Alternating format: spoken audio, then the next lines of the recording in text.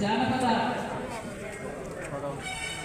కళాకారుల చైర్మన్ వంపూరు మంగయ్య గారికి, బీజేపీ సోదరులు గూడ కృష్ణరావు గారికి, జీసీసీ డైరెక్టర్ అన్నయ్య నాగరాజు అన్నయ్య గారికి, మా సోదరులు ఎస్సీసీఎల్ ఉపాధ్యక్షుడు సోమ చంద్రబాబు గారికి, జీమాడు ఎంపీపీ మా అప్పలరాజు గారికి, జనసేన మండల అధ్యక్షులకు,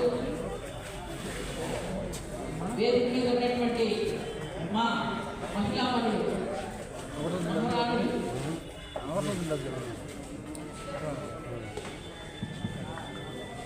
పేరు పేరున అందరికీ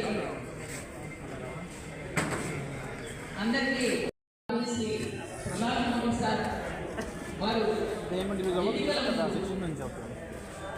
ప్రస్తుతం చాలా ఆర్థిక భారమైన మహిళలకు ఉచిత బస్సు ప్రయాణం అనేది సూపర్ సిక్స్ లో ఒక మొన్ననే మనందరి తల్లులు కూడా తల్లిగా ఉన్నారు. ఇద్దరున్నా, ముగ్గురున్నా, నలుగురున్నా, ఐదుగురున్నా, ఎంతమంది పిల్లలున్నా అర్హులైనటువంటి పిల్లలందరికీ ఆ తల్లికి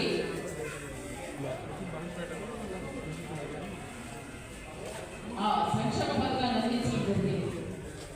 అలాగే పెన్షన్ కూడా గత ప్రభుత్వం 3,000 రూపాయలు చెప్పి 5 సంవత్సరాలు 30 తిప్పలు పెట్టి 1,000 రూపాయలు కూడా కష్టపడింది. 250 అనుకుంటూ సంవత్సర కాలం పట్టింది, వాళ్ళకి 5 సంవత్సరాల కాలం పట్టింది.